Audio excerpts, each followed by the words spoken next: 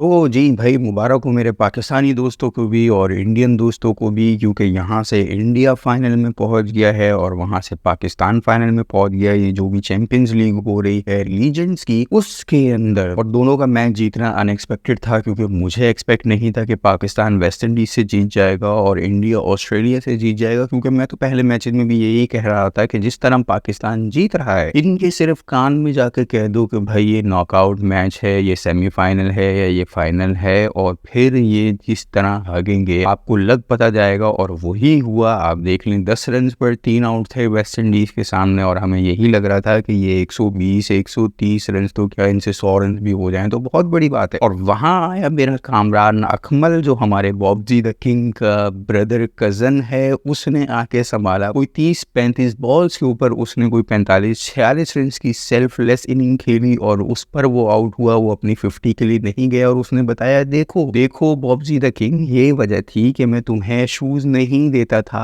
क्योंकि मुझे पता था तुम सेल्फिश खेलोगे। और क्रिकेट की जो रिक्वायरमेंट है, जो टीम की रिक्वायरमेंट होती है, वो ये होती है कि आप सेल्फलेस खेलो। तो वो 46 रन पर बेचारा जाकर आउट हुआ। वो नहीं गया अपनी 50 के लिए, उसने कोई टुक नहीं किया, कोई सिंगल नहीं किया, उसने कोई अपने माइलस्टोन्स के लिए नहीं खेला। उसके साथ साथ जो बेहतरीन इनिंग थी वो थी यूनुस खान की, उसने कोई 65 रन बनाया। और एंड पे जाकर सुहेल तनवीर और आमिर यामीन ने कोई छक्के चौके लगाए और हमारा टारगेट पहुंचाया 190 प्लस, आई थिंक 199 एग्जैक्टली, वहां तक हमारा टारगेट पहुंचाया। और कुछ जान में जान आई। और उसके बाद जो क्रेडिट जाता है, जो हमारी तरफ से खेल रहे थे, वो थे गेल और ड्वेन स्मिथ वेस्ट इंडीज की टीम में। उन्होंने रंगीन कपड़ों में आके जो टेस्ट मैच खेला है T20 के अंदर, मतलब 4 ओवर्स के अंदर वेस्ट इंडीज का स्कोर था 7 रन। तो भाई क्रेडिट उनको भी जाता है कि उन्होंने कितना बेहतरीन खेला हमारी टीम की तरफ से। एंड में उन्हीं 4 ओवर्स के ऊपर गेम आ गई थी, क्योंकि वो बहुत करीब पहुंच गए थे। मतलब 20 रन से वो टोटल हारे। और जिस तरह उन्होंने छक्के लगाना शुरू किए, तो मैं यही सोच रहा था कि अगर 4 ओवर्स में इनके 7 रन नहीं होते और उन 4 ओवर्स में इन्होंने अटैक किया होता और कुछ स्कोर अच्छा कर लिया होता, तो हम ये मैच भी हार चुके थे। और एंड में जो उन्होंने छक्के लगाए, मतलब मलिक को लगातार कोई 2 या 3 छक्के पड़े। और मुझे वो वाला सेमीफाइनल याद आ गया था, जो माइक हसी ने मार कर सईद अजमल को दुम्बा किया था। कोई 20-22 रन हम डिफेंड नहीं कर पाए थे, और सईद अजमल भी वो जो उस वक्त अपने पीक पर था, मतलब वो बॉल को छूने नहीं देता था, और उसको माइक हसी ने लगातार छक्के चौके लगाकर हमें वो सेमीफाइनल का मैच हराया था ऑस्ट्रेलिया ने। मतलब वो ऐसा मैच था कि मैं देखते देखते सो गया था और मुझे पता था कि अब तो ये पाकिस्तान जीत जाएगा। लेकिन जब मैं सुबह उठा तो मुझे ऐसा लगा कि मैं ख्वाब देख रहा हूँ। मतलब मैं यूं आंखें मल मल के देख रहा था कि क्या वाकई पाकिस्तान हार गया, भाई कैसे हार गया। तो वही मैच मुझे लग रहा था अब रिपीट होने वाला है। और वेस्ट इंडीज की जो हिस्ट्री भी है, मतलब बेन स्टोक्स के साथ इन्होंने क्या किया था इंग्लैंड के, जो लगातार छक्के मार के इन्होंने इंग्लैंड को भी जो फाइनल हराया था, जो T20 का फाइनल जीते थे, तो मुझे तो एग्जैक्टली यही लग रहा था जी ऑस्ट्रेलिया वाली हिस्ट्री भी रिपीट होने वाली है और वेस्ट इंडीज वाली हिस्ट्री भी रिपीट होने वाली है। और क्योंकि ये नॉकआउट मैच है, इसमें हमारा कोई चांस नहीं बनता और अब हम हार जाएंगे। लेकिन लकीली हम वो मैच जीत गए। और दूसरी तरफ इंडिया, जो कि वो भी अनएक्सपेक्टेड था, क्योंकि जिस फॉर्म में इंडिया जा रहा था, जिस तरह किल करके ये सेमीफाइनल में पहुंचे, साउथ अफ्रीका से हारने के बाद भी इनसे कोई 160-170 रन के भी लाले पड़े हुए थे इनको, फिर भी वो जिस तरह हो गए इनसे और ये सेमीफाइनल में पहुंच गए। तो जिस फॉर्म में इंडिया चल रहा था, उससे भी नहीं लग रहा था कि जी इंडिया क्वालिफाई कर पाएगा, या अगर क्वालिफाई कर भी गया है तो ये ऑस्ट्रेलिया को बीट कर पाएंगे। मेरे ख्याल में तो ये ऑस्ट्रेलिया से वही बदल ले रहे हैं। तो ऑस्ट्रेलिया ने इनको 50-50 ओवर्स में जो फाइनल में हराया था, उसके बाद से ये T20 वर्ल्ड कप में भी ऑस्ट्रेलिया को पड़ गए और वहां से भी ऑस्ट्रेलिया को इन्होंने किक आउट किया। उसके बाद कल वाले मैच को हराकर भी ऑस्ट्रेलिया को इन्होंने इस चैंपियन लीग से भी फारिग कर दिया। ऊपर से रॉबिन उथप्पा ने बड़ी जबरदस्त इनिंग खेली। उसके बाद मिडिल ऑर्डर में आके युवराज सिंह ने जो फ्री फ्लोइंग छक्के लगाए, मतलब उसने वो इंग्लैंड वाले मैच की याद ताज़ा कर दी। जो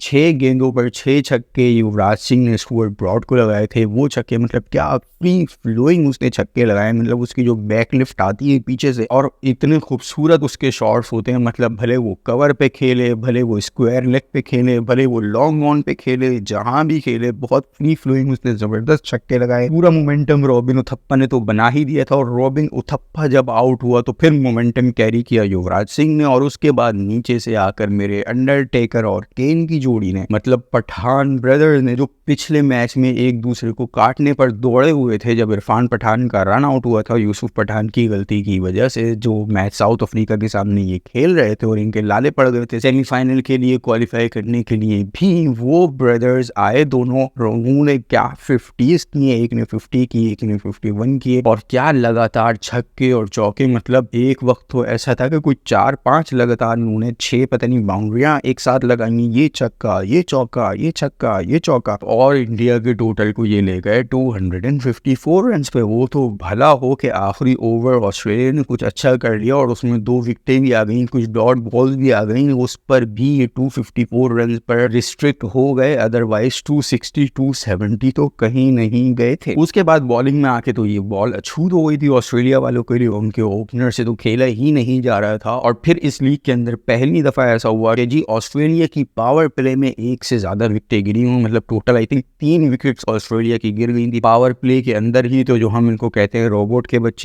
बच्चे, उन्होंने ये बताया कि भाई हम इंसान हैं और 254 रन का जो प्रेशर था उनके ऊपर वो सस्टेन नहीं कर पाए और उनकी पावर प्ले के अंदर ही 3 विकेट्स गिर चुकी थी। तो जी यहाँ से हम ना एक्सपेक्ट कर रहे थे कि पाकिस्तान वेस्ट इंडीज को हरा पाएगा, क्योंकि नॉकआउट था और नॉकआउट का प्रेशर होता है और नॉकआउट की जो हमारी हिस्ट्री, जो हमारा ट्रैक रिकॉर्ड चला आ रहा है, हमें एक्सपेक्ट नहीं था कि पाकिस्तान वेस्ट इंडीज को हरा सकता है। वहां से इंडिया की एक्सपेक्टेशन नहीं थी, जिस तरह की उनकी फॉर्म चली आ रही थी और जिस तरह से ऑस्ट्रेलिया की फॉर्म चली आ रही थी कि इंडिया ऑस्ट्रेलिया को हरा पाएगा। तो दोनों अनएक्सपेक्टेडली अपने अपने सेमीफाइनल्स हरा कर आज के दिन अब एक दूसरे के खिलाफ फाइनल खेलेंगे और मुझे ऑनेस्टली बहुत कम उम्मीदें हैं कि पाकिस्तान जीत पाएगा इंडिया से। वो इस वजह से क्योंकि जो हम पिछला पूरा टूर्नामेंट खेलते आ रहे हैं और जीतते आ रहे हैं वो अपनी फिटनेस की बुनियाद पर, कि हमारे जो खिलाड़ी थे वो दूसरी टीमों से ज्यादा यंग और ज्यादा फिट थे। लेकिन अब जो कल के मैच में और उससे जो पिछला मैच हो रहा था उसमें जो मैं देख रहा हूँ कि शाहिद आफरीदी अनफिट है, वहाब रियाज अनफिट है, सुहेल तनवीर अपनी काफ पकड़ रहा था, आमिर यामीन अपनी टांग पकड़ रहा था। तो ये चारों मेन जो खिलाड़ी हैं ये मुझे अनफिट दिख रहे थे। शाहिद आफरीदी साहब ने तो कसम खाई हुई थी, 2 ओवर के अंदर 40 रन खाकर वो बाहर गए थे और अपनी टांग को पकड़कर बैठे हुए थे और इस तरह रिएक्ट कर रहे थे, मतलब अगर मैं फिट होता तो मैं अभी 4-5 खिलाड़ी तो आउट कर देता। और जैसे उन्होंने देखा कि भाई लगे जा रहे हैं, छक्के से कम तो बात ही नहीं कर रहे थे आफरीदी साहब, मतलब पहले वो छक्के मारते थे और अब वो छक्के खा रहे हैं और 2 ओवर में 40 रन उन्होंने खाए और उनको लग पता गया कि भाई ये मेरे बस की बात नहीं है, मतलब तुमसे ना हो पाएगा। और वो फिर बहाना ये बना दिया उन्होंने कि मेरी टांग में लगी। भाई टांग में लगी हुई तो आपने 2 ओवर पहले क्यों करा दिया? और ये भी खूब है ना, मतलब इस लीग के अंदर के जैसे ही आप पिटने लगो आप बोल दो ओ मैं तो अनफिट हूँ इसलिए पिट रहा हूँ, अदरवाइज तो मैं अभी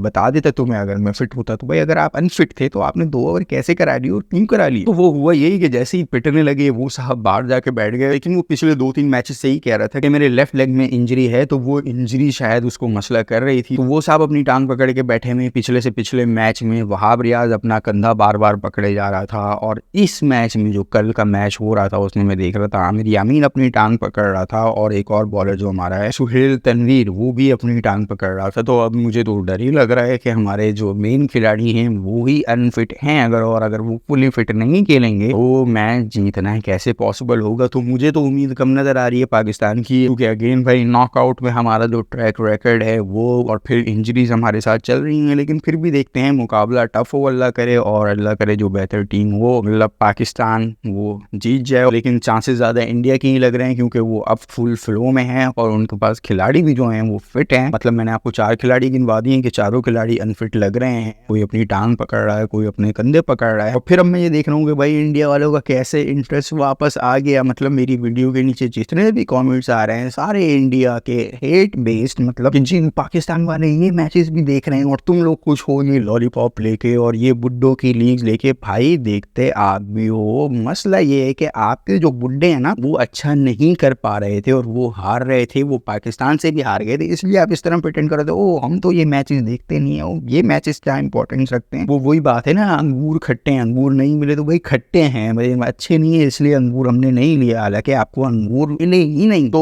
वही इंडिया वाले उस तरह रिएक्ट कर रहे थे कि ये लॉलीपॉप और ये। और दूसरी तरफ वही मैच था पाकिस्तान इंडिया को जो हाउसफुल था, मतलब इस लीग का वाहिद मैच था जो हाउसफुल था, वो था पाकिस्तान और इंडिया का। तो जी देखते आप भी हैं, बस मसला ये है कि आपके बुढ़े अच्छा नहीं कर पा रहे थे इसलिए आप इस तरह प्रिटेंड कर रहे थे कि हम तो देखते ही हमारे लिए तो इसकी कोई अहमियत ही नहीं। लेकिन अब क्योंकि इंडिया जीतने लगा है तो अब सारे वापस आ गए हैं और मैचेस देखने लगे हैं। तो चलें जी, आज का मैच देखते हैं, पाकिस्तान इंडिया का फाइनल कौन जीतता है, और फिर उसके बाद आपसे मुलाकात होगी। आज की वीडियो को यहीं एंड करते हैं। अपना बहुत सारा ख्याल रखिएगा। अल्लाह हाफ़िज़।